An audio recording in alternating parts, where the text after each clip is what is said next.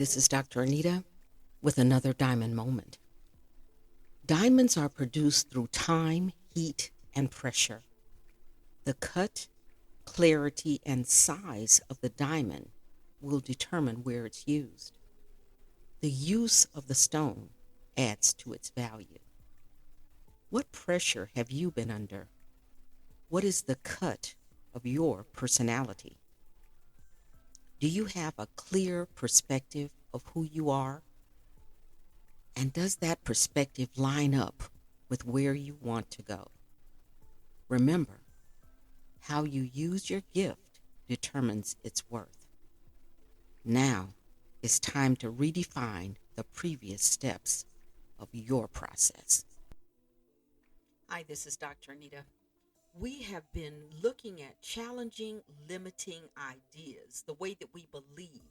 We've been looking at the difference between us as individuals and us living in the collective.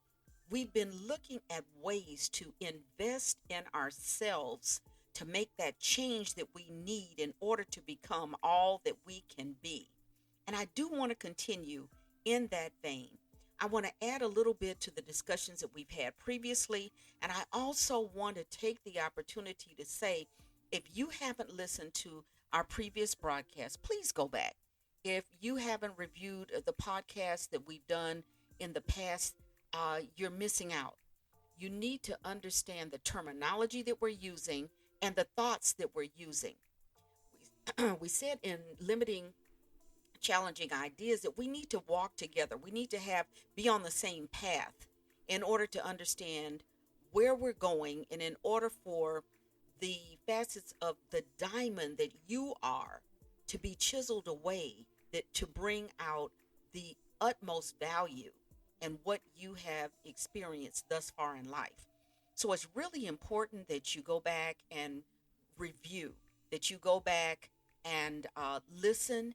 And also there in the blog section on my website will be additional notes and resources to give you even more understanding of the topic that we're discussing. I do these podcasts in small bites. As I shared with you initially, that scripture tells us that we learn line upon line and precept upon precept, here a little, there a little. It means don't try to eat the whole elephant in one bite. Take small pieces, digest what you've been given, incorporate that into who you are, and then move forward into the next area of development.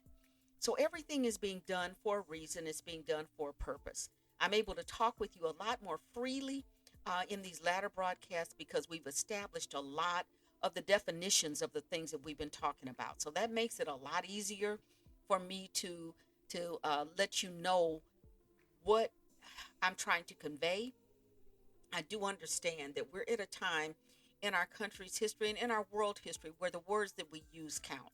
And so when you hear me a little hesitant and trying to pull or find the proper word to express an idea that I have another word for, but it may not be a word that would be conducive to the information or the conversation that we're having, when you hear me kind of hesitate, it's because I'm trying to find a word that will not offend, a word that will unite as opposed to repel, and a word that allows us to move forward quickly in the discussions that we're having.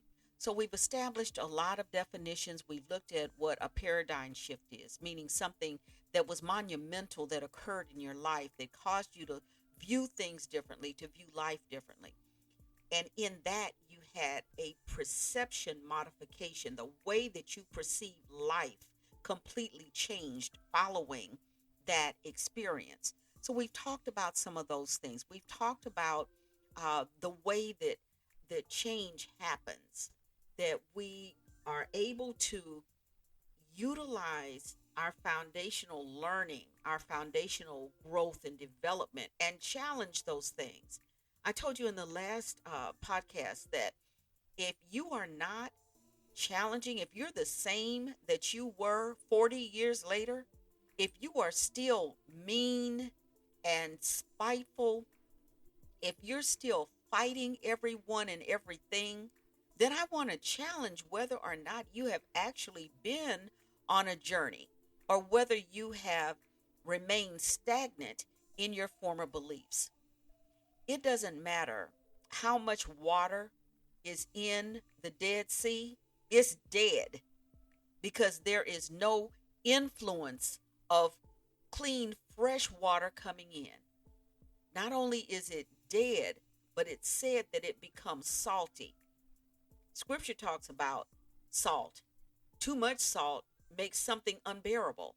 So we want to understand that we need to change. And if we're not changing, something is wrong.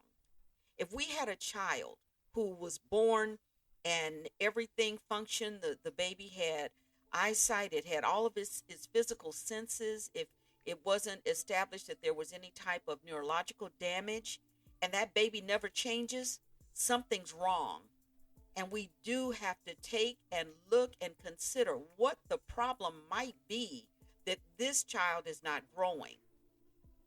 When we in our lives cease to grow, something is wrong. There is nothing pretty much in my life that I learned when I was 4 that I haven't reevaluated or challenged later in life. We talk about the food that we eat. One of the podcasts we talked about uh, limiting yourself because of weight, and what we were saying in that episode is that there's some things that only you can change. And in the same way, we have to think about where our limiting behavior came from. I talked to a lady, oh, I think it was like last year or so, and she was telling me that she never liked corn, just regular, corn, and didn't like vegetables. And I challenged her, as I do many times. I challenge people, just try it. You may like it. And she came back and she said, "My goodness, this was delicious." She said, "I hadn't eaten any of these things since I was a little girl." And I shared with her the fact that some of the decisions that we make in life are stemming from a 4-year-old us. When we're one, you look at a baby, they're putting everything in their mouths. They're tasting it, they're trying it, they're feeling it. They get 2 and they start moving around and they start getting in trouble, and it's no, stop. Then they get to 3 and they're a little bit better because they learned some things while they were 2 that were not conducive to happiness. And then they get to 4. And by the time they get to 4, many times kids or children believe that I pretty much got this together. I've learned a lot. And they get to that food palate where they're developing the taste for different foods, and they stop. I don't like this. I don't like Brussels sprouts. I don't like broccoli. I don't like carrots. I don't like corn. I only like meat. I only like cookies. And we allow the child to never challenge that belief. And as a result, they grow up into adults who don't like vegetables. They only like certain things, and the things that they like are not necessarily what helps them in their in controlling, their caloric intake. So due to that, in essence, what you're saying is that you have a 4-year-old that's guiding your life. You took the opinions of a 4-year-old, never tested them out again. You're now in your 60s, 70s, 80s, and that 4-year-old is still telling you what to do. When you do not grow as a person, something is wrong. When you do not grow as a spiritual being, something is wrong. Usually, we're allowing an antiquated belief to determine where we are in life today. I challenge you. Go eat some Brussels sprouts. Go eat some broccoli. Go eat the peas. Go eat those vegetables. Try out a salad. And you know what? If you still don't like it, okay. But you can always say, I tried it. Still not quite what I'm looking for. But I did give it a try. In that same way, Many people have thrown out the baby with the bathwater as it relates to belief systems. So and so did this, and I don't agree with them, and somebody wrote these words, and I don't agree with them. And I would share with you, is truth is truth, and truth will make itself known to you. Yes, people have done a lot of things in the name of a particular group that were false, that were erroneous, that were untrue. But you now, as an adult, have the opportunity to reconsider whether that is true, whether this is the way that I want to live my life, or maybe living my life in this way is limiting who I am. You, as a free will agent, have the ability, outside of what your mother, your brother, your father, your whoever, your community says, to go back, evaluate something, and decide for yourself, is this the way I want to live my life, or is it limiting who I am and who I want to be and who I am today? Maybe as a young person, the experience that you had may have been viable. It may have caused you to have an opinion on a group of people, on a subject matter. I don't like math. I can't do this. I don't like that person. They're mean. I don't want to be that. Maybe at one point in your life, just like the young child, it may have been viable. But is it still today? When you become an adult, you have the ability, as it says, to put away childish things. When I became adult, I thought as an adult. I lived as an adult. I was able to try what I couldn't try, open my mind for growth and expansion and not be limited. And I do that by challenging limiting ideas. I do that by investing in who I am and giving the opportunity for something to have changed from that point to this. Thank you for listening. Remember to visit my website at www.DrAnitaMc.com.